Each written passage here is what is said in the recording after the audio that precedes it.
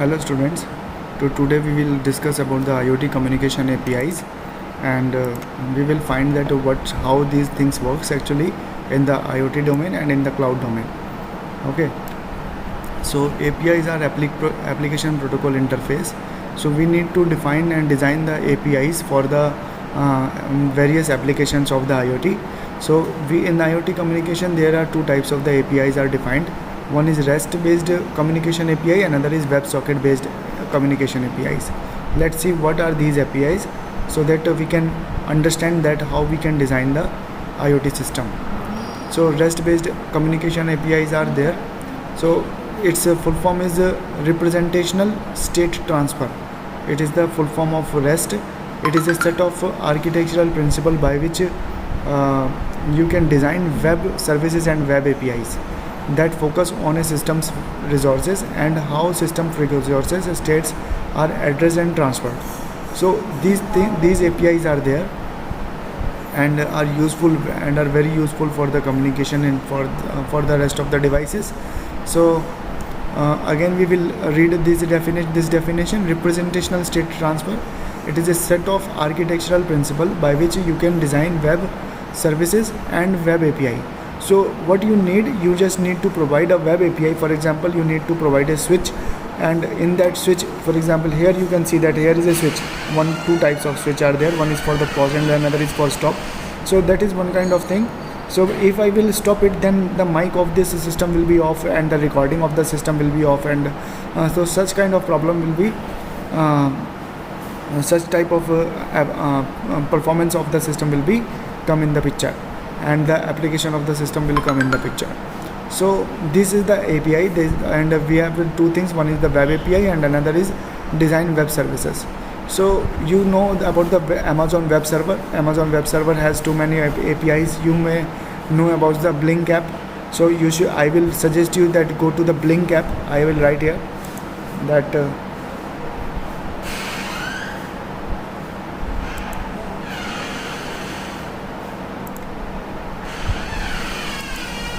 so here I would like to write Blink, BLYNK, Blink app. So here you can see that you can see the examples of APIs, and you can find the API systems where you can connect your hardware with the server. So that focus on systems resources and how system resources states are addressed and transferred. For example, if you have 4 number of pins in a node MCU or something like that, so you should understand that how these pins can be accessed by the APIs, web APIs. REST APIs follows the request response communication model, and REST architecture, so that is the request response communication model. We have already studied about request response. This is the request response communication model. So it follows this thing. And another thing is architectural constraints apply to all the components, connectors and data elements within a distributed hypermedia system. So REST architectural constraints are client server, stateless and cacheable. So the principle behind the client server constraint is the separation of the concerns. So at one side there is a client, at one side there is a client, at one point there is a client, and at another point there is a server. So this type of communication occurs. So first client will provide any of the requests, then server will provide the response of the server, response to this client. Stateless, each request from the client to server must contain all the information necessarily and understand the request. Now in that case, if you say client to server, so if I have any sensor data, so this sensor is assessed by my client, and this client log all the data to the server. So that is an example of the client server. And in a stateless, each request from the client to server must contains all the information necessary to understand the request. So here the point is this, that if my client is providing something to the server, then information must contain each and everything. For example, device ID, device device number, device pin, device statistics.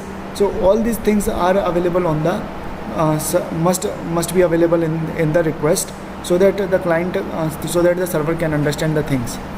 And the sessions state is kept entirely on the client, so that is depends on the client only. So in that case, what happens actually, I would like to tell you again. So if I have a client, I will show you like that. One thing, I have a client and I have a server, right? So my client always initiate a request. Okay, always client will initiate a request, not server never initiate any request. So it will initiate any request. So then server will provide the data to the client, that it can, that if it has some any of the data, then server will provide the data to the client, right? That is a client server communication. Okay, now another is the state. So in a state, only client will log the data to the server. For example, if any sensor is there, or if any time need to be captured by the client, then this data will be captured by the server always. Okay, so that is the thing. So these two things are there. Next is cacheable. So cache constraints requires that the data within a response to a request be implicit or explicitly labeled as a cacheable or non-cacheable. So that always happens, that many times you need a data. Data is always stored in a server, and this data need to be assessed by the client. So you should understand that this data should be assessed by the server basically. So next is the REST architectural constraints. What are the REST architectural? Here is the REST architectural constraint. So what are the REST architectural constraint?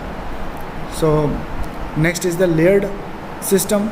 So these all the things are the REST architectural constraints. So layered system constraints the behavior of the components such that each component can be beyond the immediate layer with which they are interacting. So here you may see that if there is any the system is a totally layered architecture, and I have already told you about the layered architecture. Here is the layered architecture, and you can find that at each layer the protocol of the system is different. So that is a layered architecture. And next in uniform interface constraints requires that the method of the communication between a client and servers must be uniform. Yes, that is the important point. So if I need to communicate with my server, so if it is Wi-Fi, this is my client and this is my server. So there is a method, right? So if there is a client, for example, if I am taking NodeMCU, most of the students know about the Arduino or NodeMCU. So if I take an example of the NodeMCU. So how NodeMCU actually work? NodeMCU basically has some data. There is a router. This router is connected with the cloud, right? So NodeMCU send and receive the data from here, right? And router also takes the data and takes the data from and receive the data from here. So that actually happen. From this NodeMCU will take the data from the router, and this router is connected to the server. This is your server.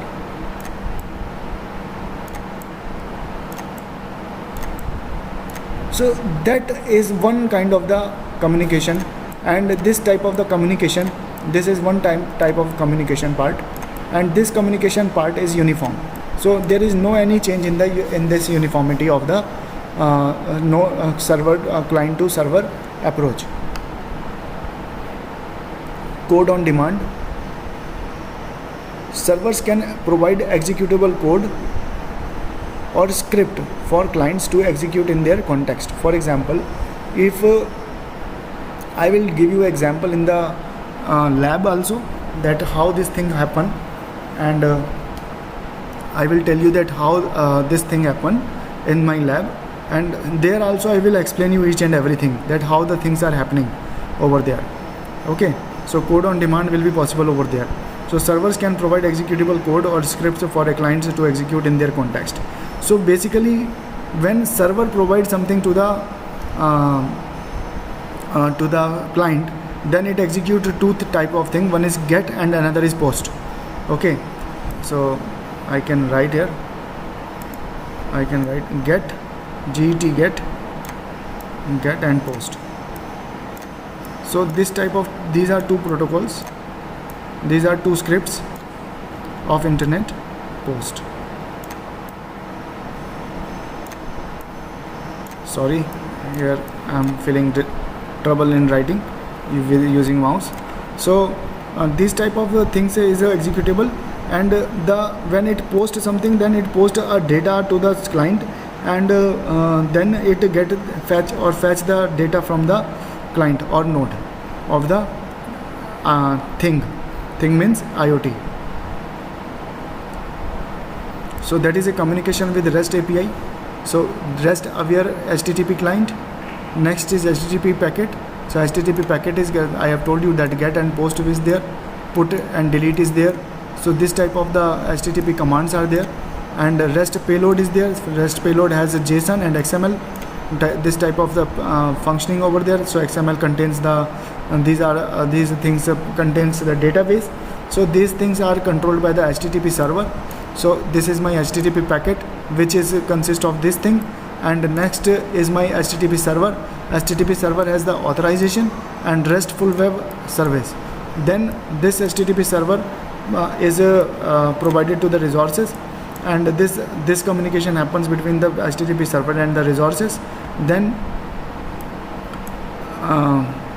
URL representation is there, and this resource URL representation, and there are many type of the representation over there.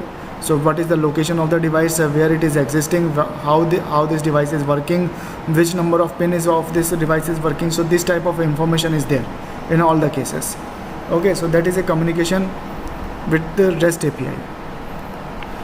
So that is a request response model for the REST API. So client basically put a request that get put, update or delete, such kind of request is there with a payload of JSON or XML. So these both are things are for the, you can say it is a database type of things, and it provides this to the server.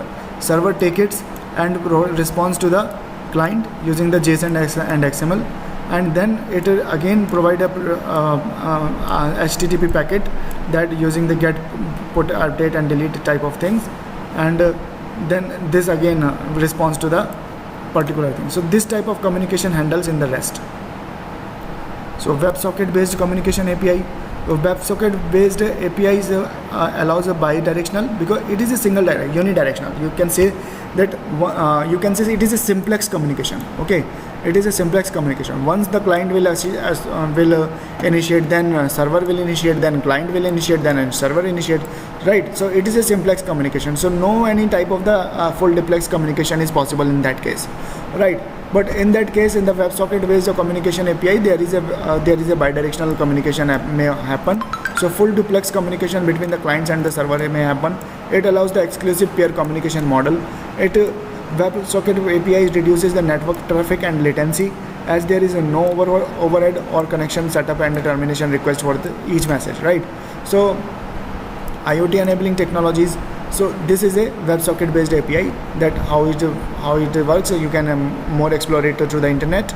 Now let's see that what is the IoT enabling technologies. IoT enabling technologies are embedded systems, wireless sensor networks, communication protocols, cloud computing, big data. So these all technologies are need to be executed when we are going to implement a IoT system, right?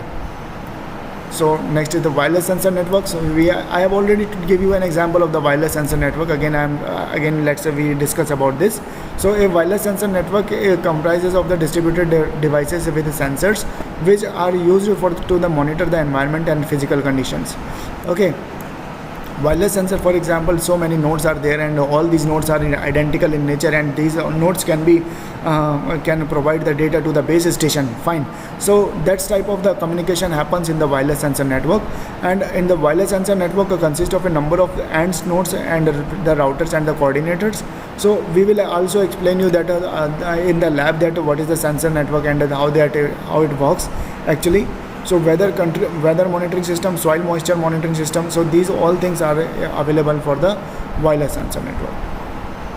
So enough for this lecture. In the next lecture I will tell you about the communication protocols, and then this unit will be finished. Thank you for this lecture.